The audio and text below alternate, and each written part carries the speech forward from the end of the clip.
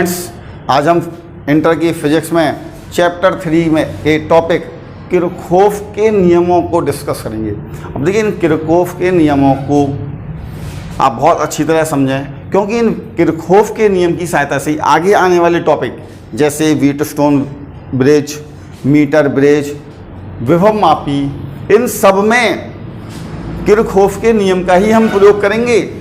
और किरचॉफ के नियम की सहायता से न्यूमेरिकल भी बहुत आसानी से सॉल्व हो जाते हैं। इसलिए इन किरचॉफ के मतलब ये समझ लें आप कि ये जो चैप्टर है ये किरचॉफ के नियम को समझने के बाद बहुत ही आसान हो जाएगा। तो किरचॉफ के नियम को बहुत अच्छी तरह समझें आप। तो शुरू करते हैं। तो ये किरचॉफ का प्रथम नियम, तो किरचॉफ के नियम, तो किरचॉफ के वैद्युत परिपथ से संबंधित दो नियम हैं। पहला नियम क्या है? प्रथम नियम है कि किसी वैद्युत परिपथ में, या फिर ये लिख लें, वैद्युत परिपथ की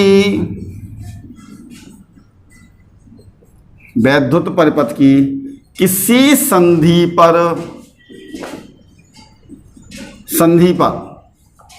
अर्थात जंक्शन पर, तो वैद्युत परिपथ की किसी संधि पर मिलने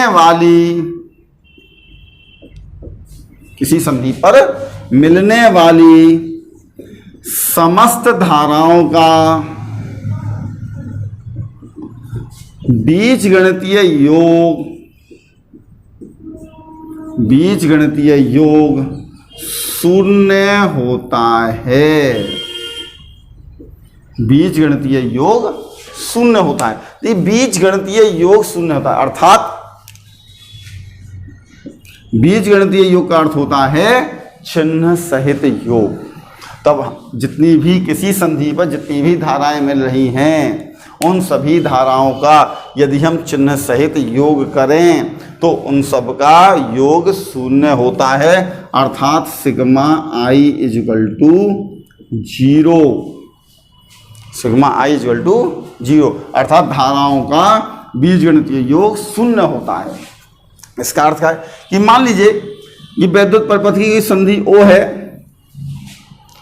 इस संधि की ओर 3 धाराएं आ रही हैं और 2 धाराएं संधि से दूर जा रही हैं, जैसे I1, I2, I3। ये 3 धाराएं संधि की ओर आ रही हैं तथा 2 धाराएं I4 एवं I5 संधि से दूर जा रही हैं। अब यदि हम आने वाली धाराओं को धनात्मक लेंगे तो जाने वाली धाराओं को ऋणात्मक लेना होगा। तो हमने लिखेंगे कि माना वैद्युत परिपथ की किसी संधि O पर I1, I2, I3 धाराएं आ रही हैं तथा I4 एवं I5 धाराएं संधि से दूर जा रही हैं। तब इन सब का हम बीजगणितीय योग करें। बीजगणितीय योग, अभी हमने कहा कि आने वाले को हमने पॉजिटिव ले लिया, तो प्लस का I1, प्लस का I2, प्लस का I3, और जाने वाली धाराओं को, आने वाली धाराओं को हम पॉजिटिव ले रहे हैं तो जाने वाले को नेगेटिव लेंगे। माइनस I4 माइनस I5 बराबर 0। इन नेगेटिव वालों को आप इधर कर लें तो आएगा I1 plus I2 plus I3 equal to I4 plus I5, अर्थात I1 plus I2 plus I3 ये हो गया इस संधि की ओर आने वाली धाराओं का योग, संधि की ओर आने वाली धाराओं का योग। और ये दोनों धाराएं संधि से दूर जा रही हैं, तो संधि से दूर जाने वाली धाराओं के योग के बराबर होगा। अर्थात वैद्युत परिपथ की किसी संधि की ओर आने वाली धाराओं का योग संधि से दूर जाने वाली धाराओं के योग के बराबर होता है। अब चूंकि वैद्युत परिपथ की इस संधि पर आवेश का कोई संचय नहीं होता है, अतः किरचॉफ का प्रथम नियम आवेश संरक्षण के नियम का पालन करता है। तो ये पेपर में ऑब्जेक्टिव में पूछ सकते हैं कि किरचॉफ का प्रथम नियम किसके संरक्षण पर आधारित है, तो हम लिखेंगे कि किरचॉफ का प्रथम नियम आवेश संरक्षण पर आधारित है। और इस चूंकि ये धारा से रिलेटेड नियम है, इसीलिए इसे किरचॉफ का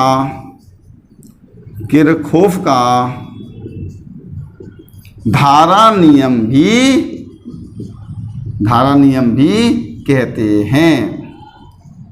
तो इसे क्या कहते हैं हम, किरचॉफ का धारा नियम भी कहते हैं। अब जैसे पेपर में यदि इससे संबंधित क्वेश्चन आए तो क्वेश्चन इस तरह का आ जाता है, भाई 2 एम्पियर 5 एम्पियर और ये आई धारा आ रही है और ये दो धाराएं संधि से दूर जा रही हैं। मान लीजिए ये 8 एम्पियर और ये 3 एम्पियर, तो इस आई का मान कितना होगा? तो हम कहेंगे आने वाले का योग बराबर जाने वाले का योग। तो आने वाले का योग है 5 2 7 प्लस आई, तो 7 प्लस आई बराबर जाने वाले का योग 8 और 3 11। तो इस आई का मान कितना होगा? 11 में 7 गया 4, तो इस आई का मान 4 एम्पियर होगा। देखिए दूसरा नियम क्या है, द्वितीय नियम। दूसरा नियम है कि किसी परिपथ के प्रत्येक बंद पास या क्लोज्ड, आप कह सकते हैं बंद, आप समझें बंद पास मतलब क्लोज्ड लूप कह लें आप, वैसे मैथ्स कहते हैं क्लोज्ड लूप पूरा एक रास्ता।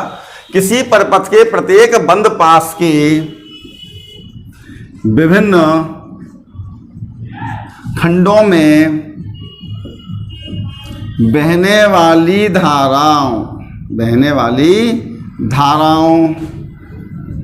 तथा उनके संगत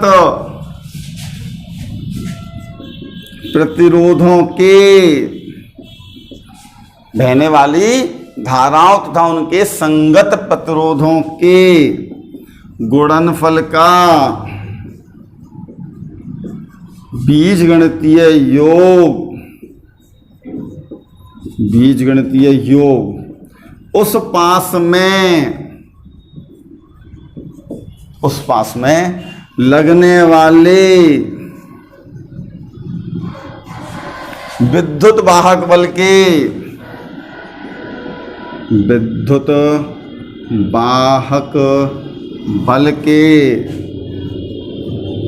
बीजगणितीय योग के बराबर होता है। ये तो सेकंड नियम है और ये बहुत ही इंपॉर्टेंट नियम है। इस नियम का ही अधिकतर हम यूज करते हैं। देखिए अब आप कह रहे हो नियम क्या है, किसी परिपथ के प्रत्येक बंद पास, तो ये क्लोज्ड लूप लिया हमने, प्रत्येक बंद पास के विभिन्न खंडों में बहने वाली धाराओं, पहले धारा लें, सही है, धारा लिया हमने, धारा आई, उनके संगत प्रतिरोध अर्थात आर, तो धारा और प्रतिरोध के गुणनफल, धारा तथा उनके संगत प्रतिरोध के गुणनफल का बीजगणितीय योग अर्थात सिग्मा आई आर बराबर उस पास में लगने वाले विद्युत वाहक बल ई, विद्युत वाहक बल के बीजगणितीय योग सिग्मा ई बीजगणितीय योग के बराबर होता है। तो ये नियम है, अर्थात सिग्मा आई आर बराबर सिग्मा ई। ये किरचॉफ का द्वितीय नियम है कि किसी परिपथ के प्रत्येक बंद पास में बहने वाली धारा, वह धारा किस प्रतिरोध में बह रही है उसका आप मल्टीप्लाई करें। इसी प्रकार हर प्रतिरोध में बहने वाली धारा का मल्टीप्लाई करेंगे और फिर उसका बीजगणितीय योग करेंगे और धारा और प्रतिरोध का बीजगणितीय योग उस पास में लगने वाले विद्युत वाहक बल के बीजगणितीय योग के बराबर होगा। किस प्रकार से? तब देखिए, इसके लिए हमने एक डायग्राम बनाया कि ये सेल है E1, दूसरा सेल E2, ये तीसरा प्रतिरोध है R3, मान लीजिए ये R1, R2, R3, इन तीनों को हमने जोड़ दिया। हमें ये निकालना है इसमें से, मान लीजिए देखिए यहाँ से विद्युत वाहक बल की दिशा सद, ये बैटरी का धन ध्रुव कहलाता है, ये ऋण ध्रुव तो इधर की ओर ली जाती है। ये I1 इधर धारा देगा सेल, ये वाला सेल इधर धारा देगा। सेल से धारा की दिशा सदैव धन ध्रुव से ऋण ध्रुव की ओर होगी। यहाँ से I1 धारा आ रही है, यहाँ से I2 धारा आ रही है, और यहाँ पर आकर दोनों धाराएं जुड़ जाएंगी, I1 प्लस I2, और इस प्रतिरोध में जाएगी I1 प्लस I2। फिर इस प्रतिरोध में I1 प्लस I2 धारा आएगी, यहाँ पर आकर फिर धारा बटेंगी, तो ये इस सेल से I2 धारा रही थी, इस प्रतिरोध में यहाँ से I2 धारा ही आएगी, यहाँ से I1 धारा, जो सेल जितनी धारा देगा उतनी ही उसके ऋण, जितनी धारा धन ध्रुव से निकलेगी उतनी धारा ऋण ध्रुव में प्रवेश करेगी। अब इसमें हमें किरचॉफ का दूसरा नियम लगाना है, तो पहले हम number A, B, C, D, E, F point डाले हमने। अब सबसे पहले हम इसमें एक बंद पास चुनेंगे। बंद पास अर्थात ऐसे कोई एक ऐसा रास्ता जहाँ से हम चलेंगे वहीं पर लौट के हमें आना है। तो हमने सबसे पहले लिया बंद पास, यहाँ से शुरू करते हैं A, B, E, F, A में, बंद पास A, B, E, F, A में। ये जब हम इसको लेंगे इसको छोड़ देंगे, इसको भूल गए हम, इस केवल ऊपर वाले से मतलब है हमें। किरचॉफ का दूसरा नियम लगाने से पहले डायग्राम हमें कंप्लीट करना होगा कि कौन सा सेल कितनी धारा दे रहा है और किस प्रतिरोध में कितनी धारा आ रही है। इसके बाद कंप्लीट होने के बाद हमने ऊपर वाले को बंद पास लिया है A, B, E, F, A में। यहाँ पर आप अपनी तरफ से हम दिशा लेंगे। दिशा कैसे लेंगे? या तो इधर से लेंगे हम इस तरह से, या इस तरह से, या तो क्लॉकवाइज ले लें अथवा एंटी क्लॉकवाइज, आपकी इच्छा है, आप कैसे भी ले सकते हैं, इसमें इससे कोई फर्क नहीं पड़ेगा। तो हमने ले लिया इधर ले लिया हमने, इधर ले लें, या अभी हमने कहा कि या इधर ले लें, उससे कोई फर्क नहीं पड़ता, इधर ले लें आप। कैसे? अब इसमें हम किरचॉफ का दूसरा नियम कैसे लाएंगे? देखिए, इस R1 में कितनी धारा बह रही है? I1। तो इस प्रतिरोध और इसमें प्रवाहित होने वाली धारा का मल्टीप्लाई करें, I1 R1, I और R का मल्टीप्लाई करना है। I1 R1, इस प्रतिरोध में धारा किधर बह रही है? इधर बह रही है। हमने जो दिशा ली है वो भी हमारी इधर ही है, ऐसे है। हमारी दिशा और इस प्रतिरोध में बहने वाली धारा की दिशा समान है, तो इन दोनों का गुणनफल पॉजिटिव होगा। ये होगा I1 R1। इसके बाद इस बंद पास में एक प्रतिरोध ये बचा है R2 में धारा बह रही है I2, मल्टीप्लाई करें I2 R2, लेकिन इसमें धारा बह रही है इधर और हमारी दिशा है इधर, यानी कि हम इस प्रतिरोध में बहने वाली धारा और हमारे द्वारा ली गई धारा अपोजिट डायरेक्शन में है, तो इन दोनों का मल्टीप्लाई नेगेटिव होगा, माइनस का I2 R2। ये तो हो गए प्रतिरोध की बात। और कोई इस बंद पास में अब और कोई प्रतिरोध नहीं बचा है। ये बराबर होगा विद्युत वाहक बल की। ये सेल, अब इस सेल की बात करें, इस बंद पास में दो सेल हैं E1 E2। ये सेल इधर धारा दे रहा है, हमारी दिशा भी इधर ही है, इस सेल द्वारा दी गई धारा की दिशा और हमारे द्वारा ली गई दिशा समान है, तो हम विद्युत वाहक बल E1 लेंगे, पॉजिटिव E1। E2 धारा दे रहा है इधर, सही है, और हमारी दिशाएं इधर अपोजिट डायरेक्शन में है, तो हम लेंगे माइनस का E2 E1 माइनस E2। ये तो हुआ बंद पास ABEF A में। इसी प्रकार आप एक बंद पास हम BCDEB ये भी ले सकते हैं, BCDEB में जब हम नीचे इस यहाँ से लेंगे तो ऊपर वाले को से हमें कोई मतलब नहीं है, BCDEB में। तो पहले हम अपनी एक दिशा लेंगे, हमने अपनी दिशा इधर मान ली, इस तरह से हमें अपनी एक दिशा चुननी होगी, क्लॉकवाइज या फिर एंटी क्लॉकवाइज। अब इस BCDEB में कितने प्रतिरोध हैं? 2 हैं, R2 और R3। इस R2 में धारा कितनी बह रही है? I2, इनका मल्टीप्लाई करें, I2 और इस प्रतिरोध में बहने वाली धारा और हमारी दिशा समान है, तो इन दोनों का जो मल्टीप्लाई करके आएगा वो पॉजिटिव होगा, ये होगा I2 R2। इस R3 में धारा बह रही है I1 प्लस I2, मल्टीप्लाई करें I1 plus I2 into R3, और इस प्रतिरोध में भी धारा बह रही है इधर, और हमने भी हमारी जो दिशा है वो भी है इधर, दोनों डायरेक्शन सेम है, तो इस दोनों का जो मल्टीप्लाई करेंगे तो आएगा प्लस में plus I1 plus I2 into R3 बराबर इस बंद पास में केवल एक यही सेल है E2, ये इधर धारा दे रहा है, इधर धारा दे रहा है, और हमने भी इधर ही ली है दिशा, तो E2 आएगा पॉजिटिव E2। अब ये हुआ बंद पास BCDEB में। एक बंद पास और ले सकते हैं हम, वो होगा ACDFA में। बंद पास ACDFA में, ACDFA में जब लेंगे तो इस बीच वाले को हम भूल जाएंगे, जब इसको हम छोड़ेंगे तो हमें फिर दिशा लेनी होगी। हमने दिशा इधर ले ली है, ये वो हमने इधर ले ली। जब दिशा इधर लेंगे तब इसमें 2 प्रतिरोध हैं, कौन कौन से? R1 और R3। ACDFA में बीच वाले से कोई मतलब नहीं है, R1 और R3।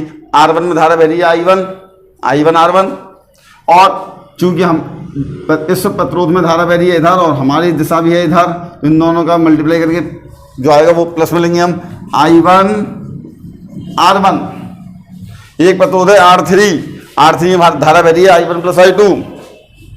अब इसमें भी धारा बह रही है इधर और हमारी दिशा भी है इधर, इन दोनों का मल्टीप्लाई करके जो आएगा वो भी प्लस में लेंगे हम, plus I1 plus I2 into R3। और कोई प्रतिरोध नहीं है, बराबर। अब विद्युत भाग बल के बराबर लेंगे। इस बंद पास में केवल एक ही सेल है E1, और ये भी धारा दे रहा है इधर और हमने भी दिशा ली है इधर, तो E1 लेंगे हम पॉजिटिव, तो बराबर E1। तो हम किसी भी बंद पास को लेकर उसमें किरचॉफ का नियम लगाते हैं, और किरचॉफ का नियम लगाने से पहले हमें उस परिपथ को पूर्ण करना होगा, और परिपथ को पूर्ण करने के बाद उसमें उस बंद पास में किसी एक बंद पास को लेंगे हम, और उसमें पहले हम अपनी एक दिशा अपनी तरफ से लेंगे और तब हम उसमें किरचॉफ का नियम लगाएंगे। देखिए, इस क्वेश्चन को हम किरचॉफ के नियम की सहायता से सॉल्व करेंगे। क्वेश्चन है कि निम्न परिपथ में विद्युत धाराओं I, I1 और I2 की गणना कीजिए। तो इस क्वेश्चन को हम किरचॉफ के नियम की सहायता से भी सॉल्व कर सकते हैं, और हम बिना किरचॉफ के नियम की सहायता से ही सॉल्व करके आपको दिखाएंगे। तो ये दोनों तरीके से कैसे करेंगे? सबसे पहले देखिए, यहाँ से I धारा आ रही है, ये I धारा यहाँ पर आकर 2 भागों में बट गई, I1 और I2 में, अर्थात इस I1 प्लस I2 का योग I के बराबर होगा। तो I बराबर I1 प्लस I2, पहला समीकरण। अब हम इसमें यदि नाम डाल दें ABCDEF, तो हम बंद पास ले लें ABEFA में, बंद पास ABEFA में। अभी हमने कहा यहाँ पर जब बंद पास ले लिया तो इस प्रतिरोध में धारा बह रही है I1, इसमें I, ये सब हमें ज्ञात है। एक दिशा हमें अपनी तरफ से लेनी पड़ेगी, तो हमने अपनी तरफ से दिशा ले ली इधर की तरफ, एक ऐसी दिशा ले ली। हमने कहा इस प्रतिरोध में कितनी धारा बह रही है I1, प्रतिरोध है 2, इनका मल्टीप्लाई करें 2I1, और धारा बह रही है इधर, और हमने भी लिया है इधर, इन दोनों का मल्टीप्लाई करके जो आएगा वो पॉजिटिव होगा, तो 2I1 पॉजिटिव। इस 1 ओम में धारा बह रही है I, और धारा बह रही है इधर, हमारी भी धारा दिशा है इधर, तो 1 × I अर्थात प्लस के I इक्वल टू, इस परिपथ में आप कोई प्रतिरोध नहीं है, अभी एक सेल बचा, इसका विद्युत भाग वाला 5 वोल्ट, ये सेल धारा दे रहा है ऊपर की तरफ, और हमने भी दिशा है हमारी भी इधर की तरफ, तो यानी इसकी दिशा और हमारी द्वारा ली गई दिशा समान है, तब हम इसका मान प्लस में लेंगे 5। समीकरण नंबर 2। एक बंद पास और ले लें आप, बंद पास ले लें हम, या तो ACDFA ले लें, या फिर BCDEB ले लें। तो इसमें हम ले लेते हैं छोटा BCDEB में, तो बंद पास यहाँ पर हम लगाते हैं, बंद पास BCDE और B में, तो हमने हमारी दिशा इधर है। यदि हम इधर लें प्रतिरोध 6 ओम, इसमें धारा बह रही है I2 6I2, तो प्लस का 6I2, क्योंकि उसमें धारा की दिशा और हमारी दिशा समान है। अब इसमें प्रतिरोध 2, इसमें धारा बह रही है I1 2I1 प्लस नहीं आएगा क्योंकि इसमें धारा बह रही है नीचे और हमारी दिशा है ऊपर, तो अपोजिट एक्शन हो गई, माइनस का 2I1 बराबर। अब चूंकि इस बंद पास में कोई भी सेल नहीं लगा हुआ तो इसका परिणाम ही 0 आएगा। अब आपके सामने ये 3 समीकरण दिए हुए हैं, हमारे पास 3 अज्ञात राशियां हैं, 3 अज्ञात राशियां हैं। इन 3 अज्ञात राशियों से हम इनके मान निकालेंगे। तो यदि हम यहाँ पर I की जगह I1 + I2 रख दें, हम रख सकते हैं I का मान समीकरण 1 से रखने पर, तो ये समीकरण I का मान जब हम यहाँ पर रखेंगे, I का मान I1 + I2, तो 2I1 और 1I1 3I1 प्लस I2 = 5। इसको हम डाल लेते हैं समीकरण 2। ये 3I1 + I2 = 5, ये 6I2 - 2I1 = 0। यहाँ पर हमें समीकरण 2 और 3 को सॉल्व करते हैं। तब यहाँ पर समीकरण 2 में 3 से, समीकरण 2 में हमने मल्टीप्लाई किया है, सॉरी समीकरण 2 में किया है 2 से, तथा समीकरण 3 में 3 से गुणा करके और जोड़ने पर। तो यदि हम समीकरण 2 में करेंगे 2 से मल्टीप्लाई, तो ये हो जाएगा 3 दूनी 6 6I1, और समीकरण 3 में करेंगे 3 से, तो 3 दूनी 6 6I1, और जब जोड़ेंगे तो प्लस का 6I1 और माइनस का 6I1 कैंसिल हो जाएगा, तो ये I1 कैंसिल हो गया। समीकरण 2 में किया हमने 2 का गुणा, तो 2I2, इसमें किया 3 का मल्टीप्लाई 18I2, 18 और 2 20I2 बराबर। समीकरण 2 में किया है हमने 2 से गुणा, तो 5 दूनी 10, और 0 में तो 3 का गुणा करेंगे कोई फर्क नहीं पड़ेगा, तो ये आएगा 10। I2 बराबर 10/20.5 एम्पियर। I2 की जब वैल्यू हमें पता चल गई, तो I2 की वैल्यू आप इस समीकरण में लगाते हैं। समीकरण 2 में I2 का मान समीकरण 2 में रखने पर, समीकरण 2 में रखें। समीकरण 2 में रखें तो ये हो गया 3i1 प्लस 0.5 बराबर 5, 0.5 को इधर कर लें, 3i1 बराबर 5 में से 0.5 गया 4.5, i1 बराबर 4.5 में 3 से डिवाइड करेंगे तो 1.5 एम्पियर। i1 की वैल्यू हमें पता चल गई, i2 की मालूम है, हमें i की वैल्यू निकालनी है तो i equal to i1 plus i2, तो i1 की वैल्यू है 1.5 प्लस i2 की वैल्यू 0.5 तो 2 एम्पियर। तो इस प्रकार से किरचॉफ के नियम की सहायता से हमने i1 i2 इन तीनों के मान निकाल दिए। यदि हमें किरचॉफ का नियम नहीं लगाना होता तब हम इस i1 i2 की मान कैसे निकालते हैं तो वो बताते हैं आपको भी। अब देखिए, यदि इसी क्वेश्चन में हमें बिना किरचॉफ के नियम की सहायता से i1 i2 के मान निकालने हैं तब क्या करेंगे। सबसे पहले हम इसमें I परिणामी धारा है, तो परिणामी धारा है तो परिणामी धारा निकालने के लिए सबसे पहले आपको परिणामी प्रतिरोध पता होना चाहिए। ये 2 ओम और ये 6 ओम, देखिए इसका पहला सिरा इसका पहला सिरा एक बिंदु पर, दूसरा सिरा दोनों के दूसरे बिंदु पर जुड़े हैं। तो ये 2 ओम और 6 ओम समांतर क्रम में है। इनका परिणामी 1/r बराबर 1/2 प्लस 1/6, 6 2 3 6, 6 कम 6, 4/6, r बराबर 6/4 और 3/2 1.5 ओम। इन दोनों का परिणामी 1.5 ओम और इनका जो परिणामी आएगा वो इस 1 ओम के साथ श्रेणी क्रम में है। तो ठीक है, इन दोनों का परिणामी आएगा 1.5 ओम और ये 1 ओम इस 1.5 ओम के साथ श्रेणी क्रम में है। तो नेट प्रतिरोध हो गया R बराबर 1.5 प्लस 1 2.5 ओम। तुल्य प्रतिरोध कुल धारा निकालनी है I बराबर V/R 5/2.5 2 एम्पियर। तो ये देखिए, इसमें I का मान आ गया 2 एम्पियर। अब ये 2 एम्पियर जो धारा है ये दो भागों में बट रही है, तो हम कह देंगे I1 प्लस I2 बराबर 2। समीकरण पहला डालना चाहें। अब ये 2 ओम और ये 6 ओम ये दोनों हमें समांतर क्रम में दिखाई दे रहे हैं। समांतर क्रम में हमें मालूम है कि विभवांतर बराबर होता है, तो विभवांतर हम BC का कहें या विभवांतर CD का कहें, विभवांतर बराबर होगा। समांतर क्रम में विभवांतर बराबर होता है और V बराबर IR, I1 into 2 CD I2 into 6 2 3 6 I1 बराबर 3I2।